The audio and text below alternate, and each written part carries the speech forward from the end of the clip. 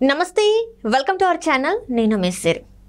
భారతిరెడ్డి గారు అయితే ఓదార్పు యాత్ర చేయాలని చెప్పేసి అయితే డిసైడ్ అయినట్టు తెలుస్తుంది. సో దీనికోసం జగన్మోహన్ రెడ్డి గారు అయితే ఒక సంచలన నిర్ణయం తీసుకున్నట్టు కూడా మనకు తెలుస్తుంది. అసలు ఆ నిర్ణయం ఏంటి, అసలు దేనికోసం ఓదార్పు యాత్ర చేస్తున్నారు?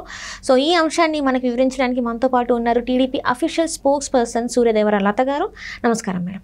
నమస్తే మేడం, ఇప్పుడు చూస్తున్నట్టయితే భారతిరెడ్డి గారు ఓదార్పు యాత్ర చేయాలని చెప్పేసి అయితే అనుకుంటున్నారని చెప్పేసి వార్తలు వస్తున్నాయి. అసలు దీనికోసం ఈ ఓదార్పు యాత్ర అంటారు, ఎవరిని ఉద్దేశించి ఓదార్పు యాత్ర చేస్తున్నారు అంటే ఇప్పుడు జగన్మోహన్ రెడ్డికి ఎప్పుడు కూడా ఒకటి అంటారు కదా, సేవ రాజకీయాలు. సో వాళ్ళ చెల్లెలు గారే చెప్పారు, షర్మిల గారే ఏం చెప్పారు, రక్తంతో తడిసిన పార్టీ, రక్తం మీద పునాదులతో కట్టిన పార్టీ, సేవ రాజకీయాలు. సో మనం గతంలో నుంచి చూస్తా ఉన్నా అదే జరుగుతుంది. ఇప్పుడు ఏంటంటే మళ్ళా 1వ తారీఖు వస్తుంది, వృద్ధుల పెన్షన్ ఉంటుంది. ఆ జవహర్ రెడ్డి గారేమో మళ్ళా ప్రొసీజర్ ప్రకారం అని అంటే నేను ఇవ్వను, అందరికీ ఇంటి దగ్గరికి ఇచ్చేది ఉండదు, మీరు వచ్చి సచివాలయాల్లో తీసుకోవాలని అంటారు. సో సచివాలయం లాకలు వచ్చే లోపల ఎంతమంది ఎండలు కాబట్టి ఎంతమంది అంటే వీళ్ళు ఇచ్చి ఇంకా డిలే చేస్తారు కదా, ఒక్క రోజులో ఇవ్వరు కదా, వెళ్ళిన వెంటనే కూడా ఇచ్చే పరిస్థితి ఉండదు. ఈ రోజు కాదు రేపు అని చెప్పటం, ఇంకో 2 గంటల్లో వస్తుంది, ఇంకో 3 గంటల్లో వస్తుంది అని కూర్చోబెట్టడం, కావాలని వాళ్ళకి నీళ్లు తిండి లేకుండా అక్కడే ఉంచటం, వాళ్ళని అలా ఉంచితే ఎవరికైనా బాగోలేకుండా ఉండి చనిపోతే వాళ్ళని మళ్ళీ ఖాతాలో కలపడం అని చూడటామే కానివ్వండి. ఆ లోపల ఈ వృద్ధుల్లో కూడా ఆ రోజు ఎవరైనా చచ్చిపోయినా, ఆ రోజు 1-2 తారీఖులు 3-4 తారీఖుల వరకు ఎవరైనా చచ్చిపోయినా వాళ్ళందరినీ కూడా ఇదే ఖాతాలో కలపటం కానీ, అంటే అనారోగ్యంతో చచ్చిపోయిన వాళ్ళనైనా కూడా ఈ ఖాతాలో కలపటం కానివ్వండి. అమ్మో 1వ తారీఖు అనే భయం పడే రోజులు వచ్చాయి. ఎందుకంటే వృద్ధులను అందరినీ ఆ రకంగా హింస పెడుతున్నాడు. ఇచ్చే 3,000 రూపాయలకి ఆ రకంగా హింస పెడుతున్నాడు, మనకు కనిపిస్తానే ఉంది. ఈ మంత్లో ఏప్రిల్ నెల మొదటి వారాల్లో జరిగింది కాబట్టి ఆయన చేసిన విధానం కూడా ఖచ్చితంగా మనకు అందరికీ తెలుస్తుంది. సో వీళ్ళకి ఎంతసేపు శవాలు దొరకాలి, రాజకీయం చేయాలి. ఆ రాజకీయం చేసే దానిలోనే ఏం చేస్తారు, ఇప్పుడు రేపు ఎలక్షన్స్ ఎలాగా ఉన్నాయి, ఇప్పుడే ఓదార్పు యాత్ర స్టార్ట్ చేస్తే ఎలా ఉంటది, సో ఆ వృద్ధులందరినీ వెళ్ళి కలిసినట్టు ఉంటది, అలా ఇండ్లకి వెళ్ళినట్టు ఉంటది. సో అనే ఆ ప్రయత్నం కూడా వాళ్ళు చేసే అవకాశం కూడా ఉంటది.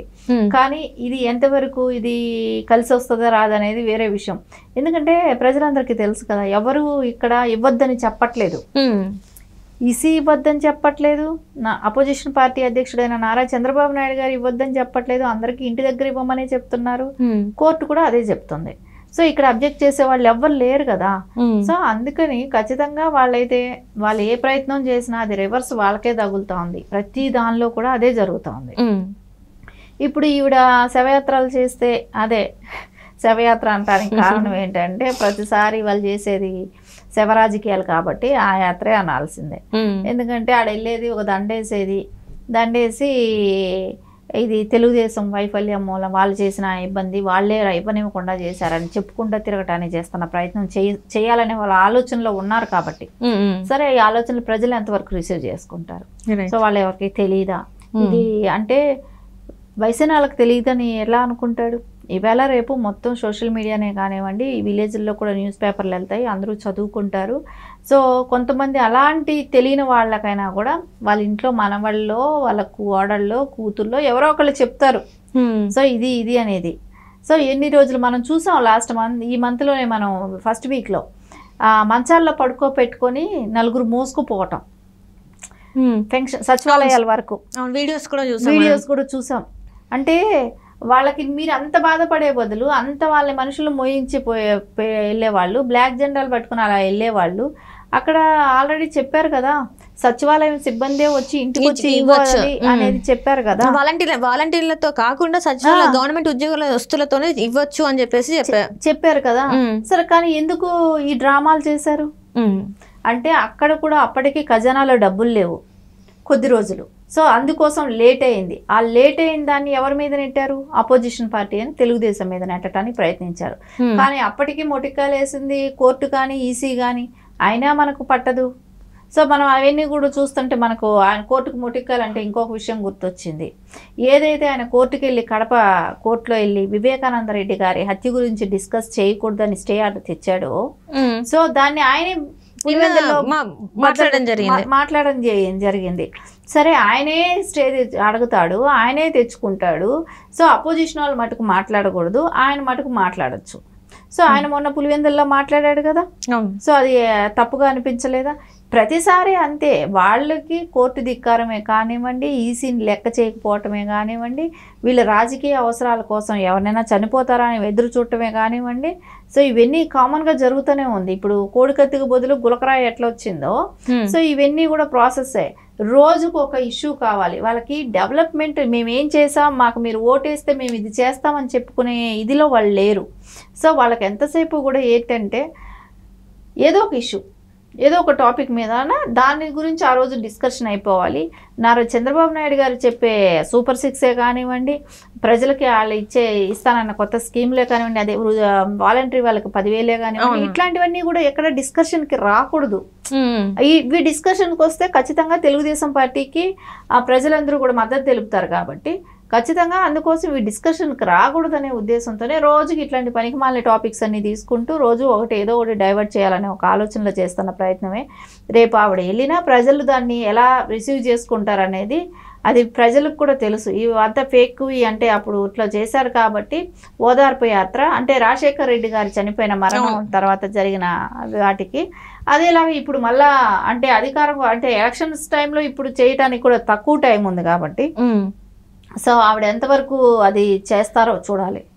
అంటే ఇప్పుడు చూస్తుంటే మీరు చెప్పినట్టు ఈ జవహర్ రెడ్డి గారిని ఏదైతే జరిగిందో దీని మీద పెన్షన్ల వల్ల 30 మంది పైననే చనిపోయారు వృద్ధులు అని చెప్పేసి ఉంది. దీని మీద కూడా ఈసీకి ఏమంటే ఫిర్యాదు కూడా చేశారు. జవహర్ రెడ్డి గారిని అంటే సిఎస్ని బదిలీ చేయాలి, లేకపోతే ఈయన మీద ఒక తీసుకోవాలి అని చెప్పి ఒక యాక్షన్ తీసుకోవాలని చెప్పేసి. కానీ ఇక్కడ ఇంతవరకు ఎలాంటి యాక్షన్స్ తీసుకోవాలి, స్టిల్ 1 మంత్ గడుస్తున్నా కూడా ఎట్లాంటి యాక్షన్ ఎందుకు తీసుకోలే అంటారు ఇంత జరిగినా కూడా?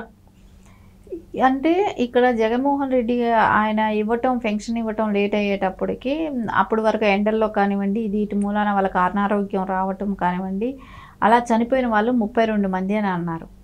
సో కానీ ఇప్పటి వరకు కూడా యాక్చువల్లీ తీసుకోవాల్సి వస్తే జవహర్ రెడ్డి గారి మీదే తీసుకోవాలి. ఈసీ కానివ్వండి కంప్లైంట్ ఇవ్వటమే కానీ జరుగుతున్నాయి. సో వాళ్ళని మార్చాలి, వాళ్ళ ప్లేస్లో వేరే వాళ్ళు రావాలనేది కూడా కోరటం జరిగింది. అది యాక్చువల్లీ పురంధరేశ్వరి గారే కంప్లైంట్ ఇవ్వడం జరిగింది. తర్వాత ఢిల్లీ వెళ్ళి అన్ని పార్టీలకి సంబంధించిన నాయకులందరూ వెళ్ళి కూడా ఇవ్వటం జరిగింది అక్కడ కూడా ఈసీకి. కానీ ఇంకా అది జరగలేదు. ఆ మార్పు అంటూ వస్తేనే రేపు పొద్దున ఈ జగన్మోహన్ రెడ్డికి ఎవరైతే కొమ్ము కాస్తున్నారో వీళ్ళందరూ కూడా పక్కకు తప్పితే కానీ రేపు పొద్దున ప్రజలకందరికీ కూడా సజావుగా వెళ్ళి ఎలక్షన్స్ జరుపుకునే అవకాశం ఉండదు. వాళ్ళు పక్కకు వెళ్ళాలి, అప్పుడే వీళ్ళు ఎలక్షన్ క్యాంపెయిన్లో కానివ్వండి రేపు ఓటు కూడా వీళ్ళు స్వేచ్ఛగా వేసుకోగలిగే అవకాశం ఉంటుంది. మరి ఎందుకని ఇప్పటి వరకు కూడా సరైన యాక్షన్స్ ఎందుకు తీసుకోవట్లేదు? ఇప్పుడు డీజీపీ పైన అయినా కావచ్చు, సిఎస్ పైన కావచ్చు, ఎందుకు యాక్షన్ తీసుకోలేకపోతుంది కేంద్ర ఈసీ? ఖచ్చితంగా తీసుకుంటుందనే ఆశిస్తున్నాం.